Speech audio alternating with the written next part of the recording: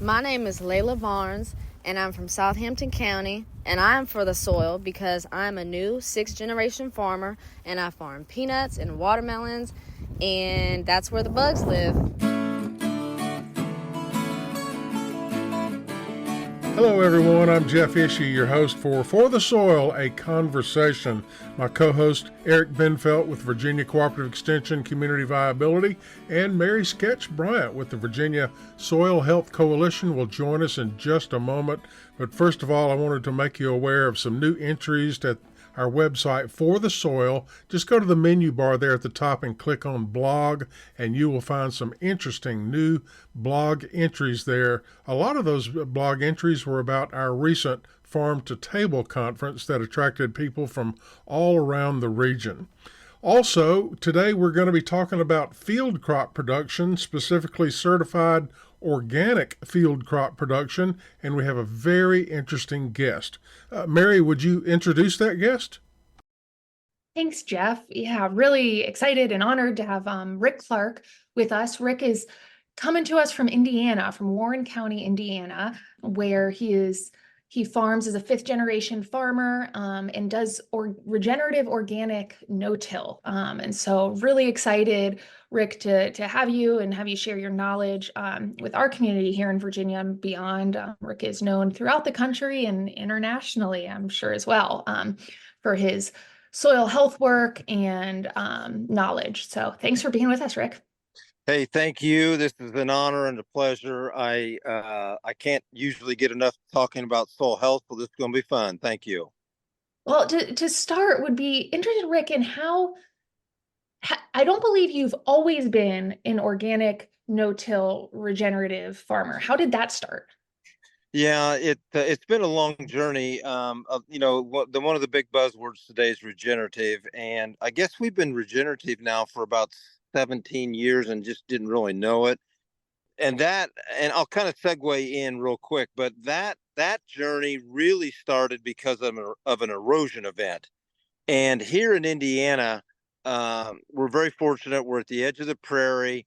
We've got fairly flat topography. 3% slope would be about max here.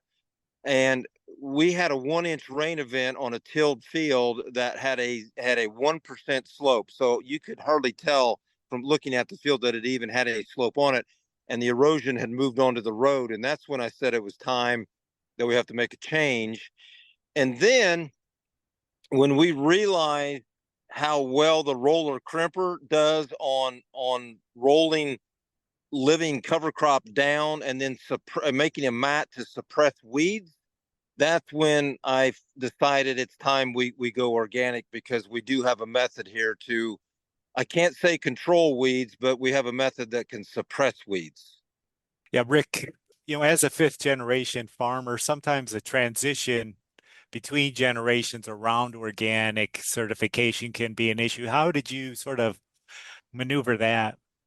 Yeah, when we first decided to go organic, it takes 3 years. Well, it's about 2.5 years to get a field through the certification process. You have to eliminate all inputs or all synthetic inputs. There are some approved inputs, but yeah, once we got that we started with about 500 acres. And once we got that first 500 acres certified, I realized quickly how difficult it was going to be to have a fairly large farm that was non-GMO and a small portion of it be organic. So you've got to keep your granary's got to be segregated now. Everything you do has got to be referenced, and you got to keep notes on that. And I decided at that point, I said, you know what? We're going to get to organic as quickly as we can across the farm without breaking the farm. We can't break the livelihood of the farm here, but we did it in 4 years. So it's probably too quick to do that in that amount of time, but the logistics of it was just an absolute nightmare. And now that we're all organic, you don't have to worry about clean out combines and clean out augers and all that stuff. So we're creating here what I hope to be a system that we can hand off to the next generation, I hope. Yeah.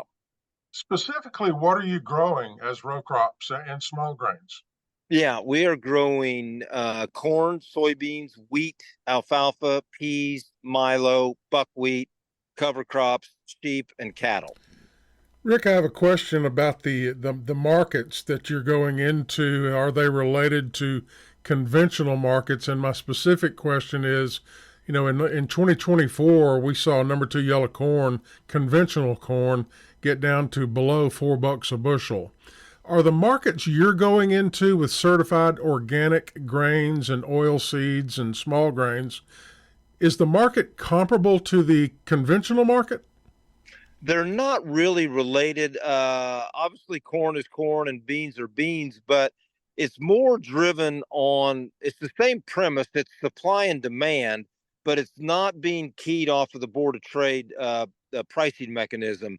This is more about, how do I want to say this politely? We have to stop the inbound grain that is somehow becomes organic over when it's crossing the Atlantic Ocean, and it then floods our market, and that is really what drives our price.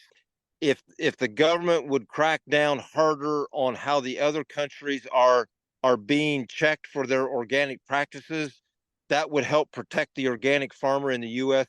That'd be the best thing they could do to protect the U.S. organic farmer, because then the supply would not be an overabundance like we have today in the conventional farming environment, and we could have a higher, more stable price. For example, 2 years ago, beans were at $40 a bushel, and now they're at 18 and 19. And that is because of a lot of inbound grain coming and flooding the U.S. market that is somehow organic. And Rick, you talked about some of the challenges and that time that it took to transition to organic. We with the coalition and for the soil initiative talk about these principles of soil health a lot, and we talk about Yes. the four principles. And I love that you add a few in there. One being commitment. Would wonder, if you could talk a little bit about how that plays into how you approach your production and also in working with other producers and thinking through, it's not a quick it's not a quick transition. It's not No. there's not no risk involved. So yeah, That's right. all That's that. exactly right. And I want to say something, guys. I really enjoy having conversations with folks like you because you're very well educated. You ask great questions, and I appreciate that. And your audience should appreciate what you guys are doing for them because it's very educational. I spoke at Daniel Austin's farm, and it was a great field day. He's got a lot of vertical integration going on there. It's a model that the community needs to look at. I really had a great time, but in the corner of that tent that I spoke in was your Virginia for soil health, and you had the four principles that you folks really strike on hard. And I referred to that corner of that room several times in that presentation, and that's what it's all about, the principles of soil health, and we have to understand what they mean. I do want to say something, and I want to give a warning here today, right now. I get a lot of phone calls, and I people ask for my help, and we consult a lot. And what I'm telling people today is that now is not the time to be a hero. Okay, prices are extremely low. This is going to be very dangerous and very ugly for the farmer for the next couple of years. Now is not the time to say, you know what, I'm going to throw away all the inputs and we're going to try to do this like Rick does, and we're going to make a go of this. This is not the time to do this. We need to make sure you maximize what yield you can produce to get yourselves through these low price times.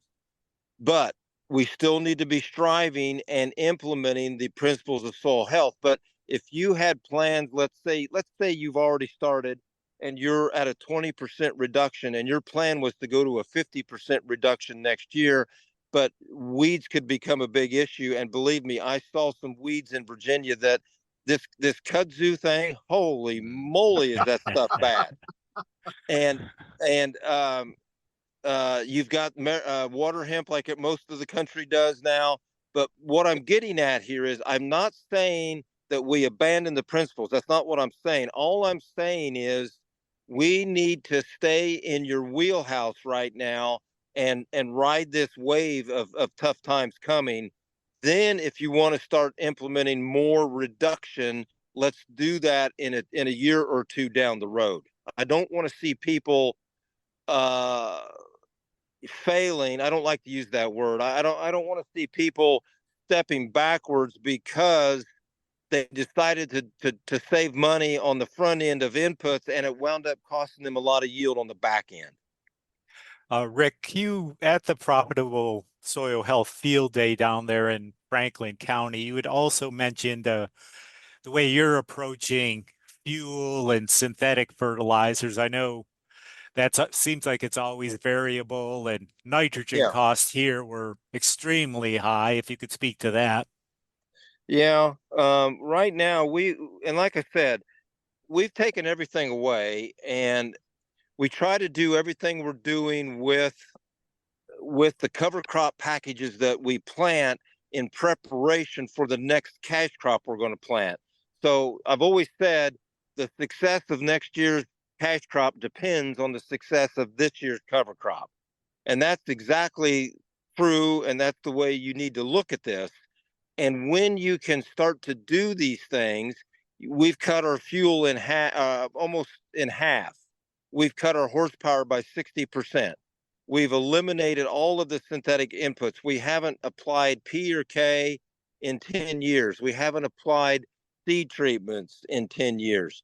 Once you start to get your system back in balance, then you can truly take away the inputs, because what's happening here, guys, is when we go out and do an event, whatever that event may be, let's say it's a tillage event, or let's say it's a chemical event, or let's say it's an insecticide event, there are a lot of beneficial species that are being terminated in that event.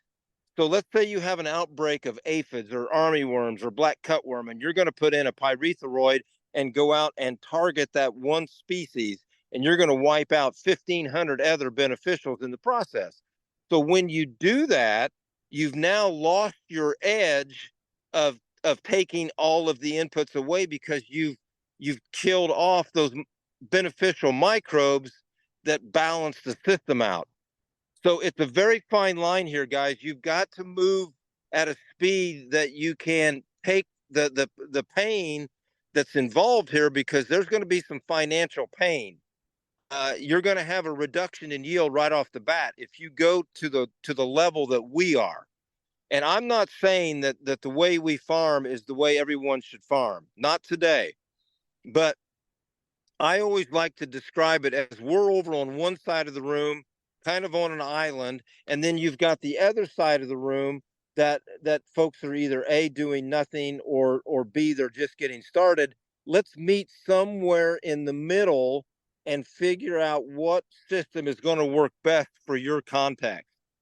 And what I really liked about the Virginia, there was many things I liked. It's beautiful country, but you folks understand conservation, and almost everyone, if not everyone, is a no-tiller, and they've been a no-tiller for years.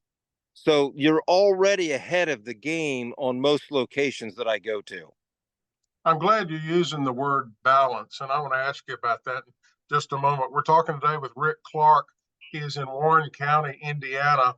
And Rick, I want to compliment you on your website. It's found at farmgreen.land.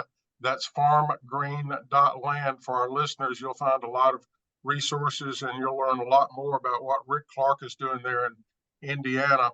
But I want to quote from your website. You say that the main goal on our farm is to build soil health and achieve balance with Mother Nature. Yes. Define balance for us.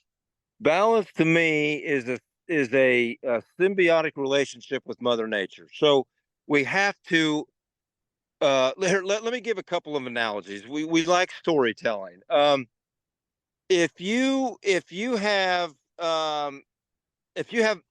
hunters come in and terminate all of your natural coyotes and other prey, well, what's going to happen to the rabbit population? The rabbit population is going to explode, and that is out of balance. That's what I mean by being in balance. We have to stop killing the beneficial microbes and the butterflies and the bees and everything that's beneficial to the system. And once you get the system back into balance, you then can really truly pull these inputs away. So again, we do Haney testing, okay? And if you don't know what that is, it's Haney. It's the Haney test that was invented by Rick Haney when he worked for the USDA. And we look at a lot of information in that test, but one of the things you look at is fungal to bacterial relationships. Okay, if you go out and you pull a sample in an environment that is in high tillage, high fertility, it's going to be 98% bacterial and 2% fungal. That's not imbalanced. Once you start taking away the tillage and the chemistry and the salts and the acids, you will start to head toward a more of a 50-50 of bacterial to fungal. And when you get to that balance, it's amazing what you see happen to your soil. Aggregate stability starts, infiltration rates increase, earthworm counts increase. All of these things are positive, unintended consequences of what the actions that you are doing as following the principles of soil health. Well, Rick, we want to thank you for taking the time to join us. I know this is a very busy time of the year for Rick Clark there in Warren County, Indiana, but thank you so much for taking the time. We're going to invite you to stay with us for recording a second episode, if you will. Can you do that? Yes, I sure can. I'd love to. All right, great. Thank you very much. And we'll be back in a couple of weeks with another episode with Rick Clark. His website address is farmgreen.land, farmgreen.land. Mary and Eric, we'll catch you in the next one. Yeah, thank you, Jeff, and thank you, Rick. You're welcome. Thank you. For the Soil, a conversation is made possible with funding support from the National Fish and Wildlife Foundation and the Agua Fund. Other partners include the USDA's Natural Resources Conservation Service, Virginia Cooperative Extension, Virginia State University, Virginia Department of Conservation and Recreation, and partners of the Virginia Soil Health Coalition. Views expressed on this podcast are those of each individual guest. To download a copy of this or any other episode, visit the website forthesoil.org. And if you should have a specific question about soil health, just call your local extension office, your local USDA service center, or a soil and water conservation district office. Music used during today's program was provided courtesy of the Flip Charts, all rights reserved. For the Soil, a conversation is produced by On the Farm Radio in collaboration with Virginia Tech. I'm your host, Jeff Ishii.